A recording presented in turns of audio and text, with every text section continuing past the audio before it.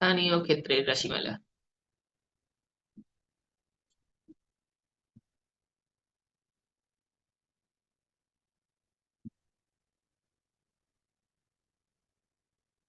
ডাইলেকট্রিকের অভ্যন্তরে স্থানীয় ক্ষেত্রের রাশিমালা। তাহলে একটা ডাইলেকট্রিক ম্যাটেরিয়ালে আমরা একটা বহিস্থ ক্ষেত্র প্রয়োগ করব, ফলাফল হিসাবে ভিতরে বিভিন্ন ধরনের ক্ষেত্র তৈরি হবে এবং এগুলোর নেট ক্ষেত্রটাই হবে স্থানীয় ক্ষেত্র। তাহলে আমি আগে ছবি আঁকি। আমি এখানে একটা ছবি রাখবো, ডান পাশে আর একটা ছবি আঁকবো। এটা ধারকের পাত। ব্যাটারি কানেকশন দেওয়া হয়েছে, এটাতে প্লাস মাথা, এটাতে মাইনাস মাথা। তাহলে এই পাতে প্লাস চার্জ আমরা প্রয়োগ করেছি ব্যাটারি কানেকশনের মাধ্যমে, এই পাতে মাইনাস প্রান্তের কানেকশন দিয়েছি, মাইনাস চার্জ। এগুলো হচ্ছে প্রযুক্ত চার্জ। হ্যাঁ, এই যে আমরা চার্জ প্রয়োগ করলাম, এটার ফলে একটা তড়িৎ ক্ষেত্র তৈরি হবে, সেটা ই নট। ওকে, এই তড়িৎ ক্ষেত্রটা ই নট। এই ধারকের মধ্যে এটা ভরাট করা আছে ডাইলেকট্রিক পদার্থ দিয়ে। হ্যাঁ, কাজে ডাইলেকট্রিক পদার্থের মধ্যে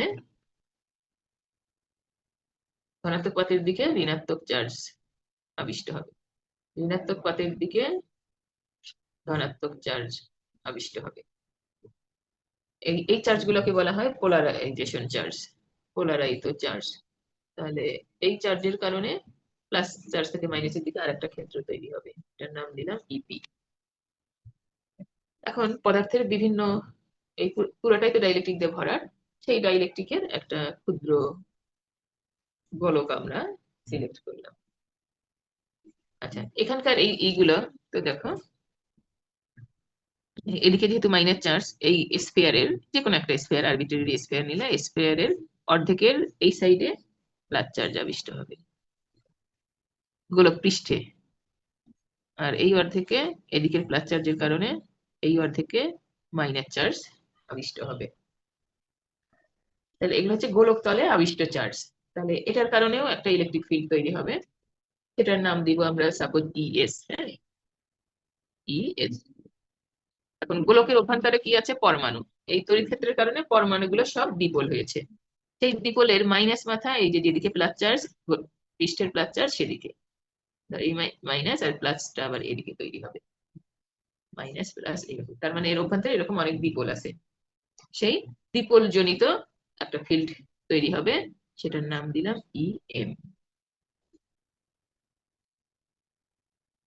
আচ্ছা, তাহলে এখানে চার ধরনের ফিল্ড, এই চার ধরনের ফিল্ডের যে সমষ্টি নেট, সেটাই হচ্ছে লোকাল ফিল্ড। তাহলে আগে আমরা এইটুকু লিখে নেই।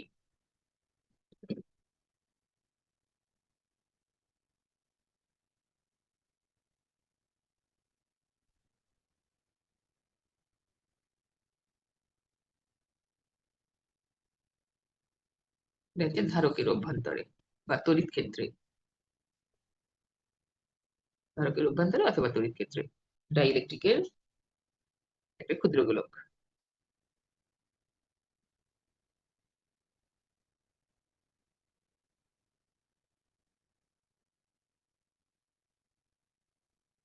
ক্ষুদ্র গোলক বিবেচনা করি, গোলকটির কেন্দ্রে মানে নেট ফিল্ড, এটা গোলকের কেন্দ্রে ক্রিয়া করবে, গোলকের কেন্দ্রে স্থানীয় ক্ষেত্র।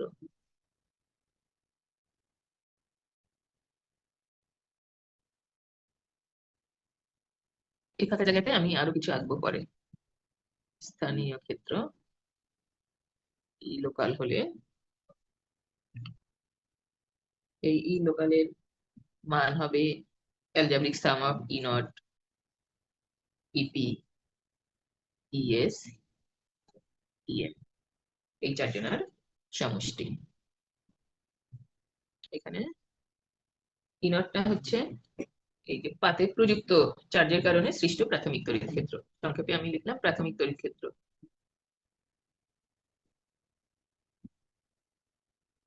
প্রথমে যে আমরা তড়িৎ ক্ষেত্রটা অ্যাপ্লাই করেছিলাম ব্যাটারির মাধ্যমে, এটা হচ্ছে পোলারাইজেশন চার্জ প্রযুক্ত হবার কারণে সৃষ্ট তড়িৎ ক্ষেত্র।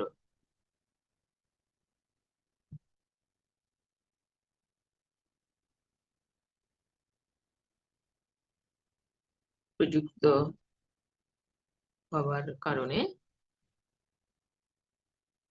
সৃষ্ট তড়িৎ ক্ষেত্র।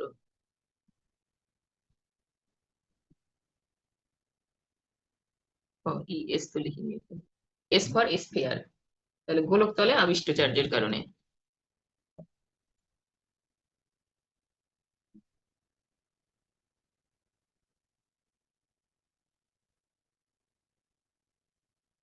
কারণে তড়িৎ ক্ষেত্র। আর একটা আছে ইএম, গোলকের অভ্যন্তরে দ্বিপোল জনিত তড়িৎ ক্ষেত্র। আমাকে পরের পেজে যেতে হবে।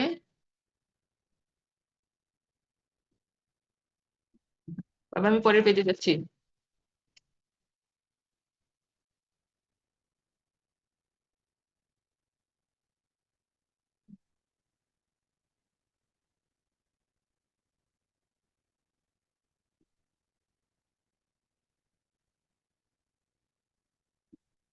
দ্বিপোলের জন্য তড়িৎ ক্ষেত্র।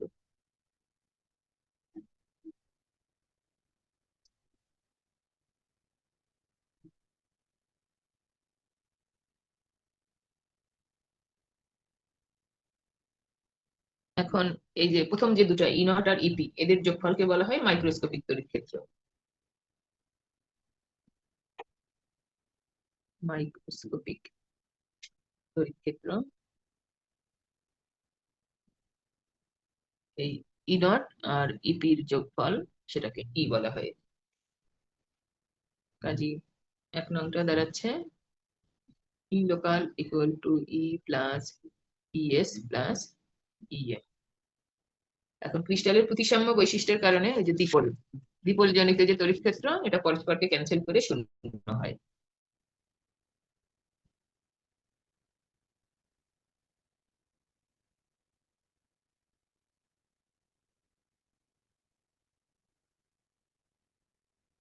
বৈশিষ্ট্যের কারণে ইএম এর মানটা শূন্য পাওয়া যায়। কাজী ই লোকালের রাশিমালায় থাকলো ই প্লাস ইএস। এখন ইএস এর মান বের করে এখানে বসিয়ে দিলেই লোকাল ফিল্ডের রাশিমালা হবে। আচ্ছা, ইএস টা হচ্ছে গোলকের সারফেসে যে চার্জ আবিষ্কৃত হয়েছিল তার কারণে সৃষ্ট তড়িৎ ক্ষেত্র। তাহলে সেটা আমরা এখন এখানে বের করব। এই গোলকটা এখানে আমি একটু বড় করে আঁকছি যাতে জিওমেট্রি বুঝতে সুবিধা হয়। Okay. তোমার এটা হচ্ছে কেন্দ্র, এটা তাহলে ব্যাসার্ধ। আচ্ছা, আমরা এই গোলককে এভাবে স্লাইস করছি। স্লাইস করলে একটা যে প্লেটের মতো হবে, সেই একটা প্লেট আমরা আঁকছি। আচ্ছা, এটা আমি অক্ষটা, মানে তড়িৎ ক্ষেত্রের বা পোলারাইজেশনের দিকটা।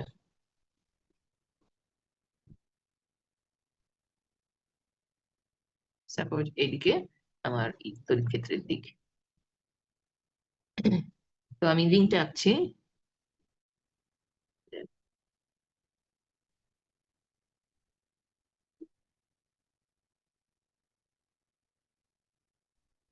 তাহলে কাটলাম এই একটা, এই স্লাইসটুকু নিলাম।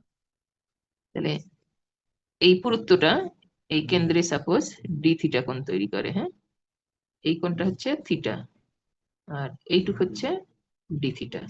ওকে, আর এখান থেকে এই পর্যন্ত দূরত্বটা আর। তাহলে এই চাপের মান কত হবে? এই চাপটুকু, এই চাপটুকু হবে আর ডি থিটা। ব্যাসার্ধ, সেই এটার ব্যাসার্ধ হবে এখান থেকে এই দূরত্বটা।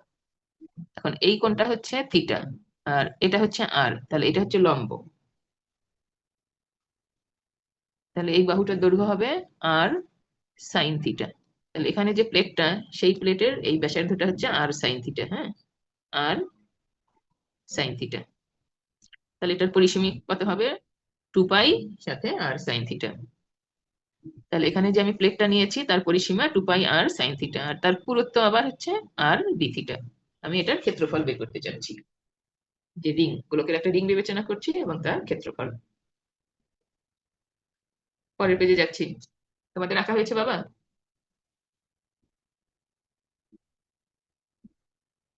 আঁকি হয়েছে? জি ম্যাম। আচ্ছা, আজকে আচ্ছা সাইড আছে, সাইড লেখা আছে। আজকে 2-3 জন নাই মনে হয় ক্লাসে।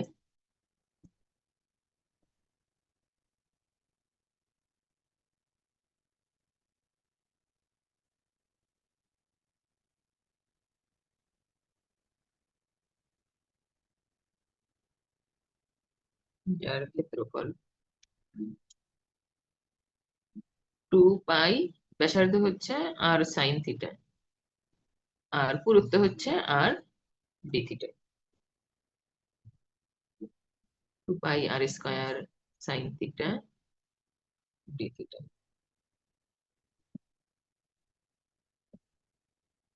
এখানে থিটাটা হচ্ছে পোলারাইজেশনের দিকের সাথে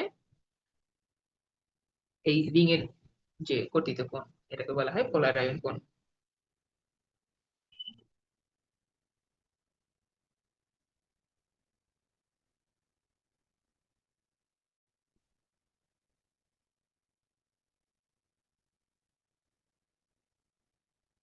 পোলারায়ন কোণ।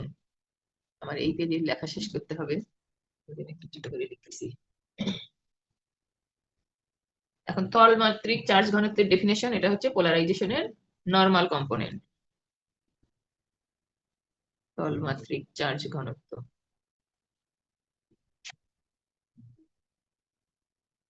পোলারাইজেশন সি কি আগে লিখছি কোথাও? না লিখলে এটা ভাষায় লিখতে হবে, হ্যাঁ। পি এর নরমাল কম্পোনেন্ট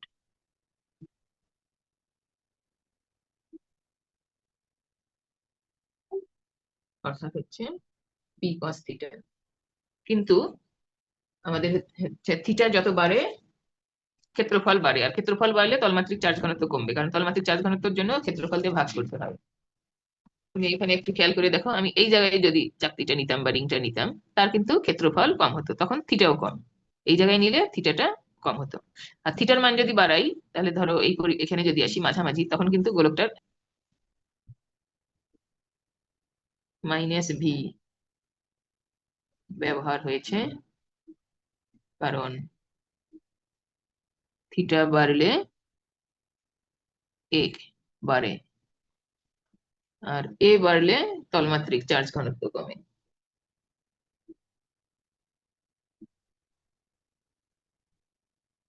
তাহলে থিটার সাথে চার্জ ঘনত্বের ইনভার্স সম্পর্ক দেখে মাইনাস সাইন ব্যবহার করেছে। আচ্ছা, তাহলে রিং এ আমরা তলমাত্রিক চার্জ ঘনত্ব পেলাম, এখন রিং এর মোট চার্জ।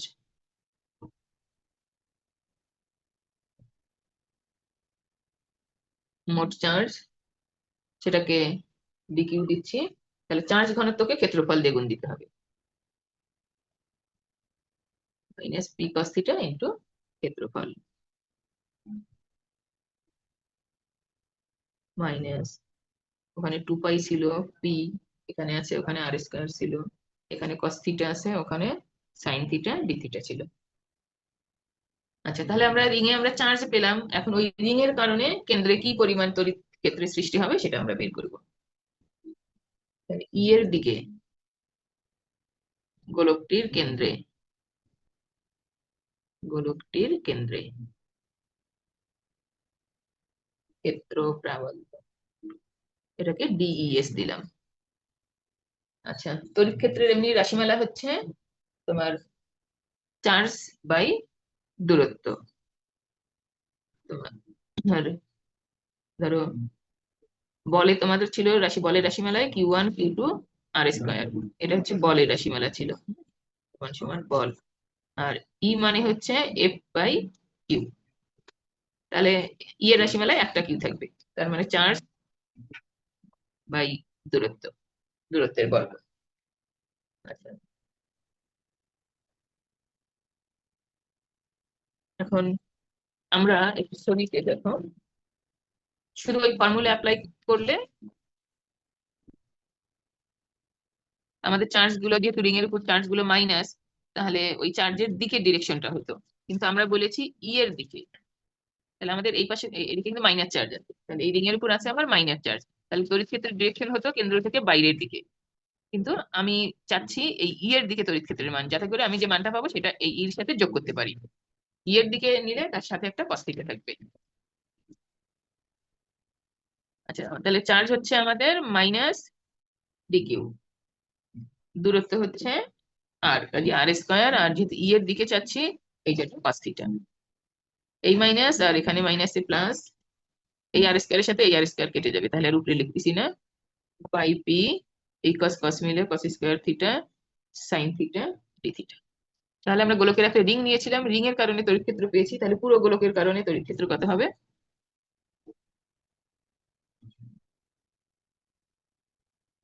সমগ্র গোলকের কারণে তড়িৎ ক্ষেত্র, সেটা আমরা ডিএস কে ইন্টিগ্রেশন করলে পাবো। তাহলে এখানে ইন্টিগ্রেশন করছি 0 থেকে পাই লিমিটে 2 pi P cos square theta sine theta d theta. Constant গুলো আমরা বাইরে নেই, এটা থিটা সাপেক্ষে ইন্টিগ্রেশন, থিটা নির্ভর টার্ম থাকবে খালি, square theta sine theta d theta. তো ইন্টিগ্রেশন করার সময় আমরা cos থিটা সমান সমান x ধরবো।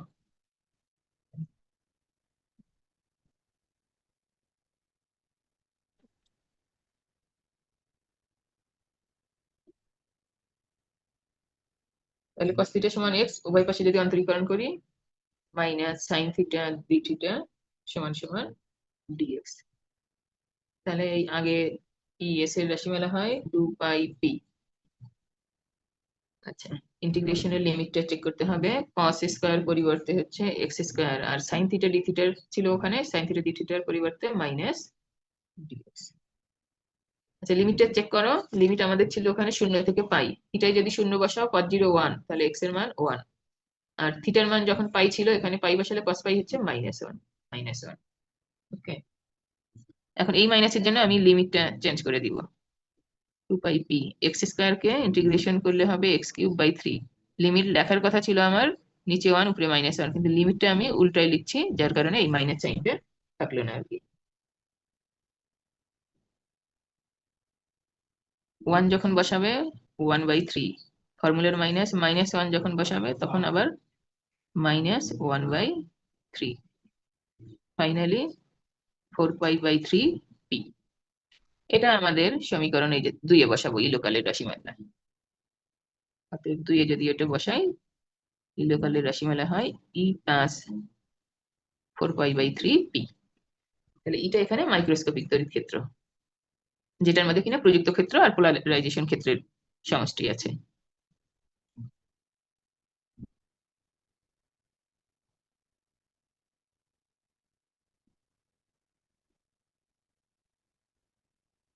স্থানীয় ক্ষেত্রের রাশিমালা, এবং এটা লরেন্জ সম্পর্ক নামে পরিচিত। শুধু স্থানীয় ক্ষেত্র অথবা লরেঞ্জ ক্ষেত্র, হ্যাঁ, স্থানীয় ক্ষেত্র বা লরেঞ্জ ক্ষেত্রের রাশিমালা। আর এই সম্পর্কটা লরেঞ্জ সম্পর্ক।